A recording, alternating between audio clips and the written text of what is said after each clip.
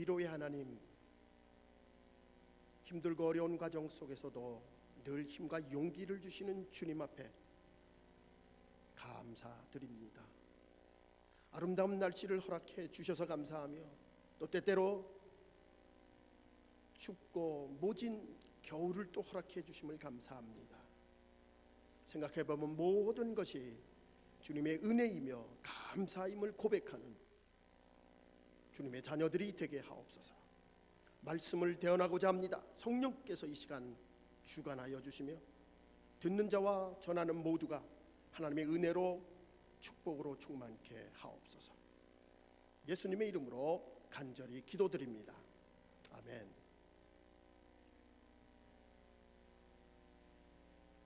여러분, 바하의 지선상의 아리아라고 하는 곡을 들어보신 적이 있습니까? 저는 광림교회 다닐 때 저희 동기 중에 한 명이 결혼식을 한다고 해서 저희들이 함께 모였습니다. 그때 바이올린을 전공한 친구가 그 즉석에서 축하 곡으로 그 결혼하는 친구들을 결혼하는 그 새로운 부부에게 축하곡을 바이올린 그 지선상의 아리아를 선물했습니다. 참 가까이에서 바이올린을 들으니까 너무 감동적이더라고요. 근데 이 지선상의 아리아라고 하는 이 곡이 이름이 지선상의 아리아라고 붙은 이유가 있습니다. 원래 이 곡은 바하의 관현악 모음곡 3번 라장조라고 합니다. 그런데 이 관현악 모음곡 3번 라장조의 바하의 이 곡이 지선상의 아리아라고 붙은 이유는 파가니니가 이 곡을 바이올린으로 연주하면서부터라고 합니다. 이 유명한 바이올리니스트 파가니니가 어느 날 그 바하의 이 곡을 연주하는데 너무나 열정적으로 연주하다 보니까는 바이올린 선이 끊어졌습니다. 줄이 마지막 G선만 남게 되었는데 파가니니가 이 G선을 가지고 마지막 끝까지 이 곡을 연주했다고 합니다. 그래서 지선상의 아리아라고 하는 이름이 붙었다고 합니다. 저는 오늘 본문의 말씀을 보면서 지선 하나만 가지고 연주하는 그런 상황을 대변해 주는 오늘 말씀을 보게 됩니다. 고린도후서 10장부터 13장까지는 사도 바울이 눈물로 고린도 교회에 보내는 눈물의 편지입니다. 평생을 고린도 교회와 모든 성도들을 위해 살았던 사도 바울입니다. 그런데 고린도 교회에 침입한 거짓 선지자들이, 거짓 지도자들이 사도 바울의 사도성을 거론하면서 인신 공격을 하면서 그를 괴롭게 했습니다. 마치 바이올린의 모든 선이 끊어지고 지선만 남은 것 같은 그런 상황 속에 있는 사도 바울의 모습을 보게 됩니다. 고린도 교회 거짓 지도자들이 자기가 참된 지도자인 척하면서 사도 바울의 부족한 언변 그리고 빈약한 외모를 빌미를 삼아 사도권에 대한 부정을 하며 자기들이 참 제자임을 말씀을 합니다. 이때 사도 바울은 하나님 앞에 간절히 기도하며 자기가 지금까지 고린도 교회를 위해 기도하고 고린도 교회를 헌신한 자신의 모습을 보면서 자기의 연약함을 자랑하노라. 나의 연약함을 자랑하노라. 내가 연약할 때 강합니다라고 하는 그런 고백을 하며 고린도 교회 눈물로 편지를 하게 됩니다. 사도 바울은 자기가 약할 때 강하게 됨을 고백합니다. 오늘 약할 때 강합니다라고 하는 말씀으로 여러분과 함께 은혜를 나누고자 합니다. 첫 번째, 사도 바울은 자신이 약함을 자랑합니다. 그 이유를 오늘 말씀 9절에서 이렇게 말씀합니다. 우리 함께 9절을 같이 읽겠습니다. 내게 이르기를 내 은혜가 내게 족하도다. 이는 내 능력이 약한 데서 온전하여짐이라 하신지라. 이러므로 도리어 크게 기뻐함으로 나의 여러 약한 것들에 대하여 자랑하리니 이는 그리스도의 능력으로 내게 머물게 하려 함이니라. 사도 바울은 자기 약할 때 그리스도의 능력으로 강해진다는 고백을 합니다. 여러분, 우리가 스스로 강하다고 말할 때 하나님은 너 혼자 잘해봐라 그렇게 얘기할 것입니다. 그러나 우리가 깨지고 낮아지고 하나님 나는 못합니다, 하나님 나를 도와주세요 라고 얘기할 때 하나님은 우리를 들어서 쓰시기 시작합니다. 하나님은 우리의 약함 속에 임하셔서 강한 은혜로 인도하여 주십니다. 우리가 깨지고 넘어질 때에, 우리가 낮아질 때에 하나님은 비로소 그때 우리를 강하게 붙잡아 주시고 인도하여 주십니다. 그런 대표적인 인물이 바로 모세입니다.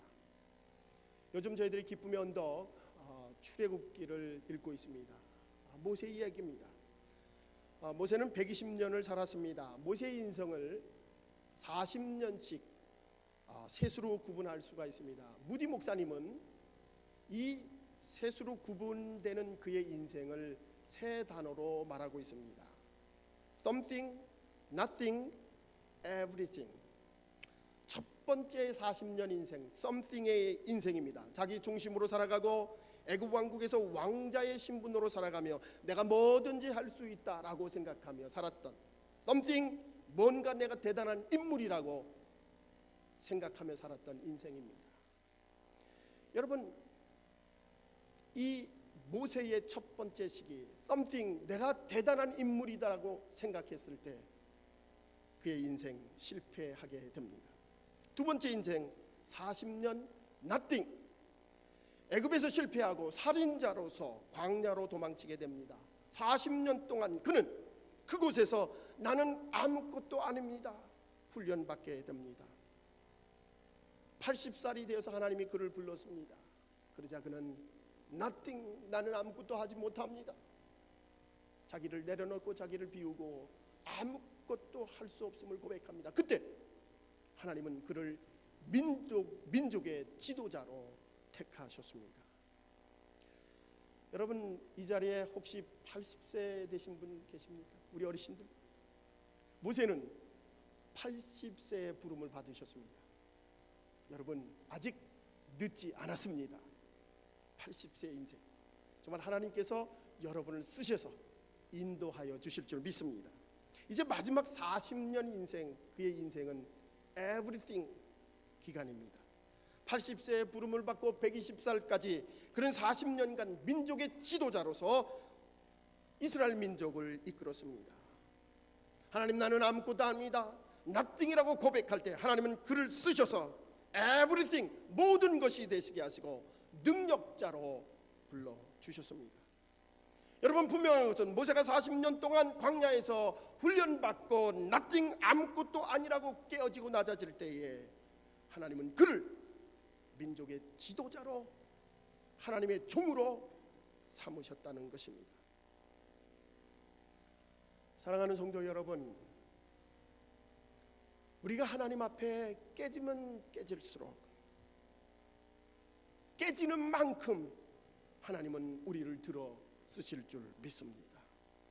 내가 아무것도 아닙니다 고백할 때에 하나님은 너는 everything, 모든 것을 할 수 있다고 우리에게 말씀하여 주십니다. 그러나 우리가 교만할 때, 내가 모든 것을 할 수 있다고 내 고집으로 살아갈 때에 하나님은 네 마음대로 하라고 우리에게 말씀하실 겁니다. 바울처럼 정말 내게 가시가 있다 할지라도, 약점이 있다 할지라도 그것을 통해서 자기가 깨지고 낮아짐으로 하나님의 놀라운 일들을 감당하게 됩니다. 여러분, 우리가 조건이 좋고 몸이 건강하고 재물이 넉넉하다고 행복하고 또 의미 있게 살아가는 것은 절대 아닙니다.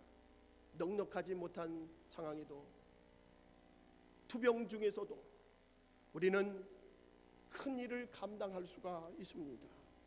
사도 바울은 나는 아무것도 못합니다, 그러나 내게 능력 주시는 자 안에서 나는 모든 것을 할 수 있습니다 고백합니다. 그래서 내가 약할 때에 하나님께서 내 속에서 나를 붙잡아 일하심을 고백하고 있습니다.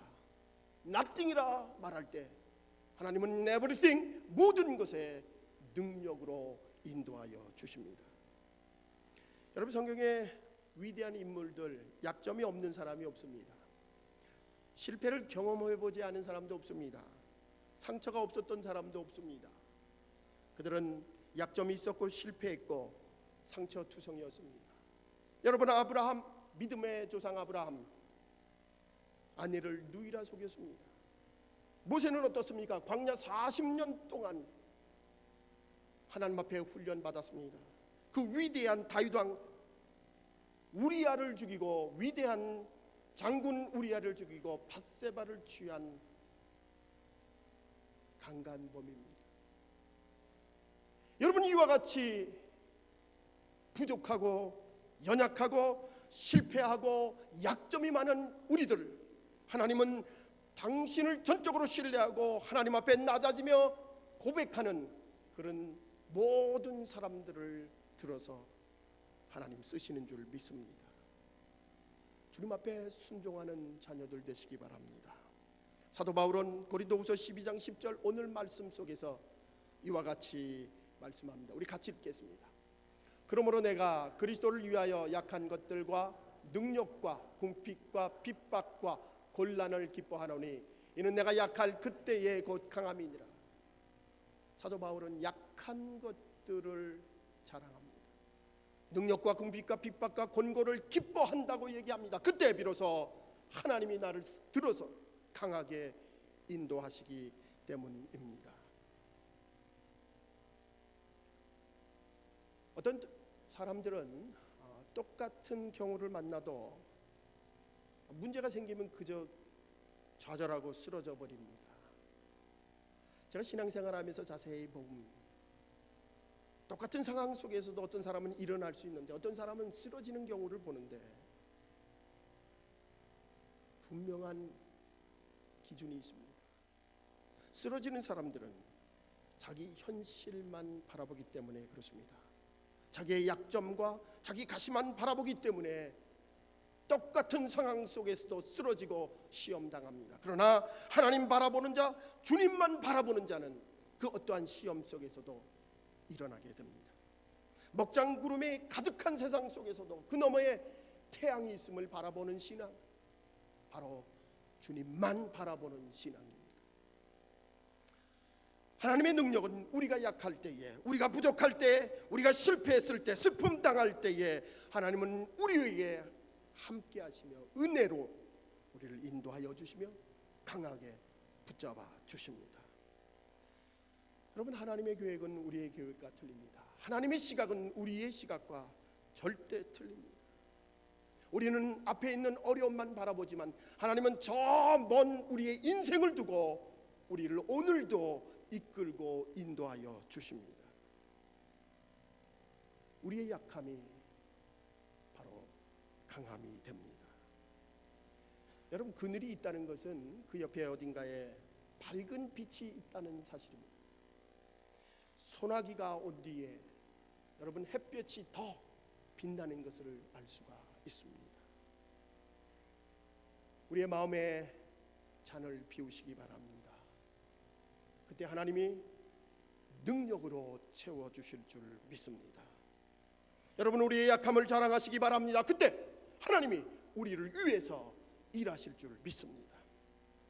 두 번째, 자신의 약함을 고백하는 사도 바울, 그는 그 가시를 통해서 겸손해졌기에 감사할 수 있다고 고백합니다. 오늘 7절 말씀입니다. 우리 함께 같이 읽겠습니다. 여러 계시를 받은 것이 지극히 크므로 너 자고하지 않게 하시려고 내 육체의 가시 곧 사단의 사자를 주셨으니 이는 나를 쳐서 너무 자고하지 않게 하려 하심이라.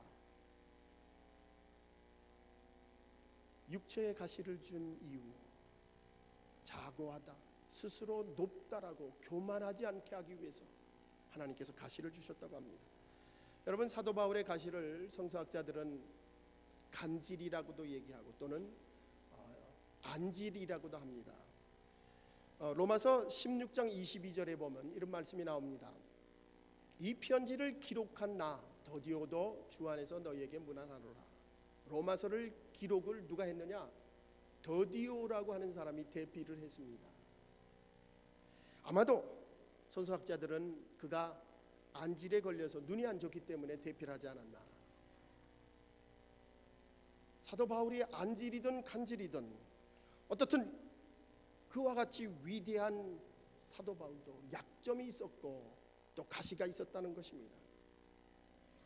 여러분, 사도 바울이 어떤 사람입니까? 소아시아와 유럽을 전역 1차, 2차, 3차 전도 여행을 하며 모든 그 지역에 복음을 증거한 사람입니다. 많은 교회들을 세우고 많은 제자들을 양육했던 사람입니다. 성경 27권 중에 13권을 썼다고 합니다. 물론 학자들마다 7권이다 9권이다 얘기를 합니다만 그가 보낸 편지들마다 다 성서가 되었습니다. 사도행전 19장 12절에 보니까는 심지어 사람들이 바울의 몸에서 손수건이나 앞치마를 가져다가 병든 사람에게 얹으면 그 병이 떠나고 악귀도 떠나더라. 하나님의 능력의 종입니다.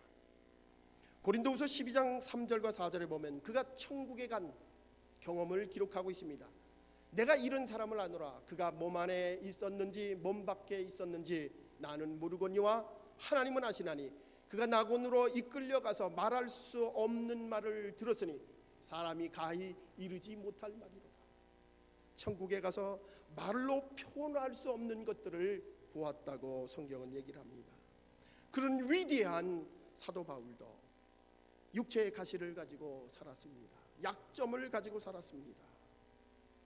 사도 바울은 이런 가시를 주신 것은 하나님이 나를 겸손하게 하기 위해서, 그래서 하나님의 말씀에 순종하며 종의 책임, 제자의 책임, 그리스도의 책임을 망각하지 않고 주의 뜻대로 살아가기 위해 주셨다고, 그래서 감사하노라고 고백하고 있습니다.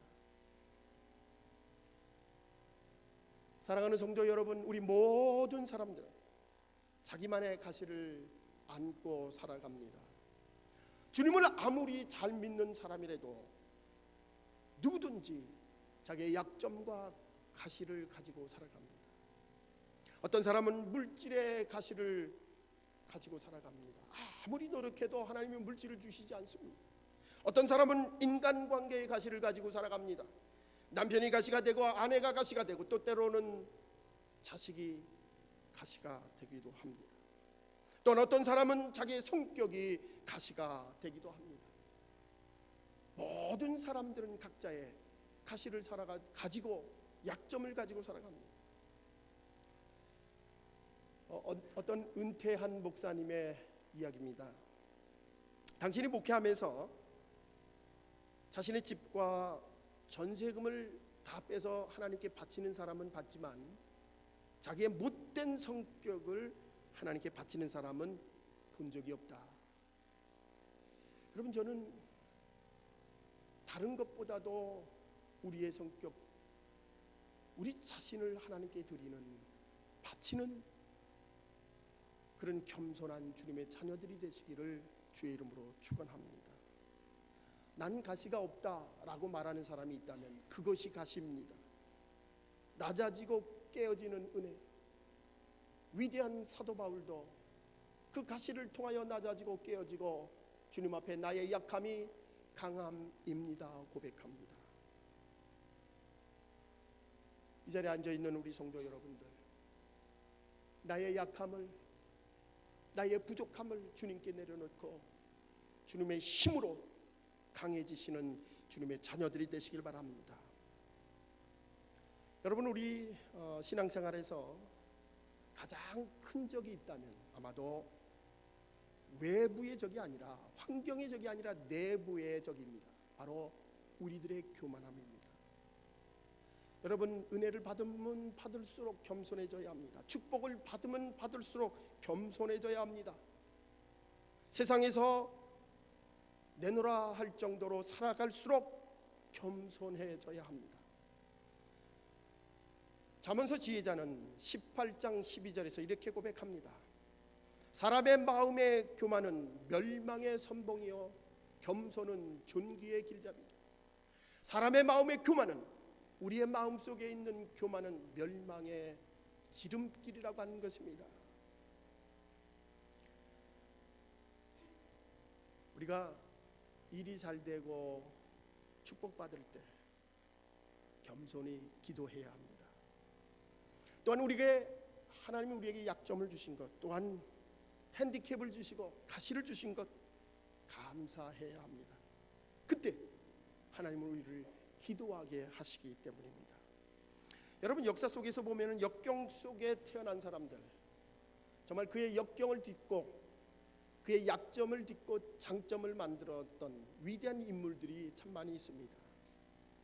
그 중에 한 사람이 존 버년이라고 하는 사람입니다. 성서 다음으로 베스트셀러인 철로 역경을 쓴 사람입니다. 그가 철로 역경을 썼을 때는 감옥에 역적으로 몰려 있을 때입니다. 더욱이 그는 앞을 볼 수 없는 봉사로서 감옥 속에서 그 유명한 철로 역경의 대작을 만들었습니다. 그의 약점과 그의 가시, 역경을 딛고 일어난 인물입니다. 여러분이 잘 아는 발명왕 에디슨, 그는 기차 안에서 신문팔이를 하면서 발명에 몰두했습니다. 어느 날 너무나 발명에 몰두하다가 기차에 불이 났습니다. 차장이 화가 나서 달리는 기차에서 에디슨을 집어던졌습니다. 그 후유증으로 에디슨이 귀가 먹었습니다. 그는 훗날 이렇게 고백합니다. 나는 귀머거리가 된 것을 하나님께 감사합니다. 다른 소리가 들리지 않으므로 내 연구에 몰두하게 되었습니다. 그래서 큰 도움이 되었습니다. 여러분, 베토벤도 귀가 먹었습니다. 음악가로서 생명이 끝났다고 사람들은 얘기했습니다. 그러나 그 유명한 월광곡을 비롯해 많은 곡을 작곡하였습니다. 여러분, 사도 바울은 나의 약함과 단점과 가시를 보면서 더 겸손해졌습니다. 더 주를 위해 헌신하였습니다. 더 주의 복음을 전파하였습니다. 그의 가시 때문에 하나님 앞에 전폭적인 순종을 하였습니다. 중학교의 성도 여러분, 여러분의 단점과 가시와 약점 무엇입니까? 하나님은 그것을 내려놓을 때에 그것을 통하여 여러분을 강하게 붙잡아 주실 줄 믿습니다. 마지막으로 사도 바울은 그 약함 가시를 통하여 부활신앙으로 그의 신앙이 승화됩니다. 고린도후서 13장 4절입니다. 우리 함께 같이 읽읍시다. 그리스도께서 약하심으로 십자가에 못 박히셨으나 오직 하나님의 능력으로 살으셨으니 우리도 저희 안에서 약하나 너희를 향하여 하나님의 능력으로 저와 함께 살리라. 약해서 십자가에 돌아갔으나 하나님은 그를 다시 살리셨다고 성서는 말하고 있습니다. 여러분, 이것이 부활신앙입니다. 고린도전서 15장에 나오는 부활장에 보면 사도 바울은 강력하게 우리 믿는 자에게 부활이 없다면 우리는 가장 불쌍한 사람입니다. 부활이 없다면 우리의 믿음은 헛것입니다. 그렇게 선포하고 있습니다. 여러분, 우리의 신앙 가장 중요한 것이 이 세상에 소망을 두는 것이 아니라 저 천국에 소망을 두고 저 천국에 대한 희망을 가지고 살아가는 것, 이것이 바로 우리 신앙인들입니다. 제가 2010년도에 여름에 우리 가족과 함께 여행을 했습니다. 그때도 지금처럼 2주일을 비우고 3주간 우리가 서부 여행을 했습니다. 80번을 타고 디모인에서, 아이오와 디모인에서 출발해서 솔트레이크 지나서 샌프란시스코까지 갑니다. 거기서 샌프란시스코에서 이제 LA 거쳐서 라스베가스, 그랜드 캐년, 그리고 콜로라도 산, 그리고 이제 집에 도착하는 그런 코스였습니다. 마지막 3일을 놔두고 제가 그랜드 캐년을 구경하고 콜로라도로 가는 그 산 중에서 사슴을 받았습니다. 아주 살짝 받았어요. 그래서 뭐 별로 상관없겠지. 그리고 계속 산으로 올라가는데 차에서 연기가 나고 차가 섰습니다. 토잉차를 부르고 그 어두어두한 곳에서 토잉차를 기다리는데 산에서 짐승 소리도 나고 그 한여름인데도 한 8,000피트, 10,000피트 그 정도 된 곳이라 굉장히 춥더라고요. 겨우 토잉차를 부르고 그래서 그곳에서 하룻밤을 묵었습니다. 그 차를 에스티메이트를 냈더니 그 차값만큼 나왔습니다. 그래서 그 차를 포기하고 이제 집에 돌아가는 방법을 찾았습니다. 커넵이라고 하는 그곳에서 라스베가스로 가는 셔틀버스가 있습니다. 그 셔틀버스를 타고 라스베가스에서 비행기를 타고 가는 길이 가장 최선의 길이었습니다. 아침에 커넵에서 라스베가스로 가는 그 셔틀버스를 타고 가는데 내 마음속에 얼마나 기쁘고 감사한지, 정말 그 네바다 사막 가운데 비치는 그 햇살이 정말 천국에서 비치는 것 같은 그런 기쁨을 느꼈습니다. 아마도 집에 간다는 안도감과 편안함 때문이었지 않을까 싶었습니다. 비행기장에 도착하자 우리 아이들은 외치기 시작합니다. 드디어 집에 가는구나.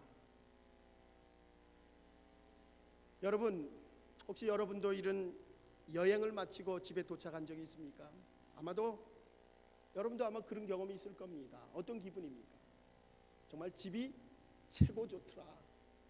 그런 안도감과 편안함을 느꼈을 것입니다.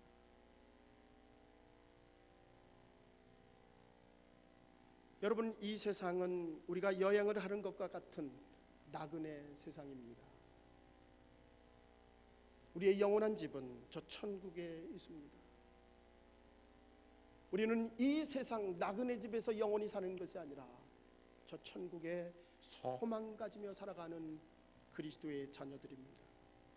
우리의 인생의 여정 속에서 영원한 나라, 그 나라를 소망하며 살아가는 성도들, 이것이 바로 진정 그리스도인들입니다.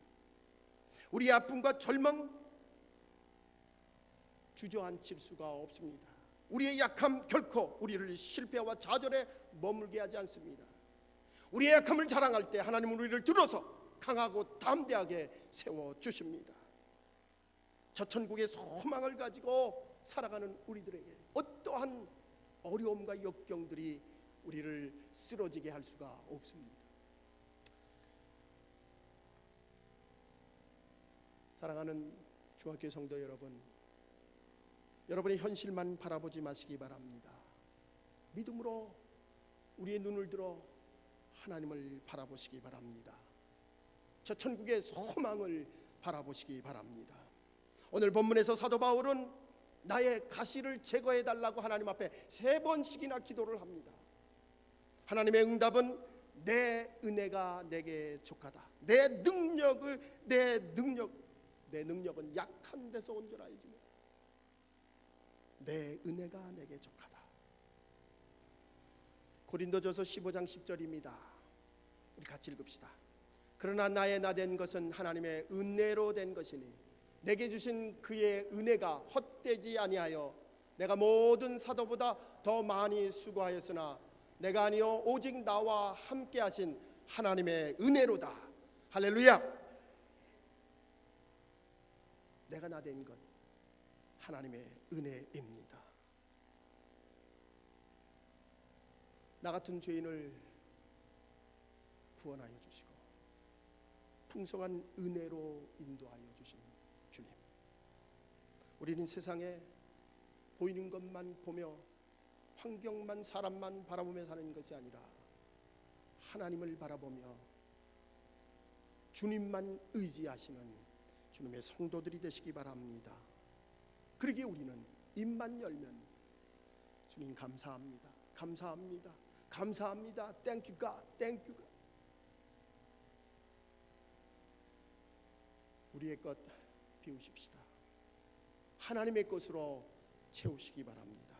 하나님의 능력으로, 하나님의 은혜로 우리의 약함이 강함이 되고 우리의 실패가 성공이 되시는 주님의 자녀들이 되시기를 간절히 축원합니다. 기도하십시다.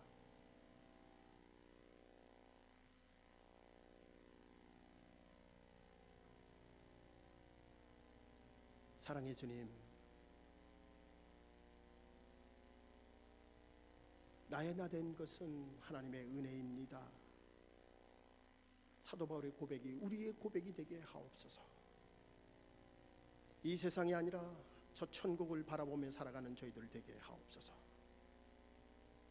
우리를 내려놓고 우리를 비우게 하시고 우리의 약함을 자랑하며 하나님의 강함, 나는 하지 못하지만 내게 능력 주시는 자 안에서 내가 모든 것을 할 수 있습니다 고백하며 세상에 승리하는 주님의 자녀들 되게 하옵소서. 주님, 능력으로 은혜로 함께하여 주옵소서. 예수님의 이름으로 간절히 기도드립니다. 아멘.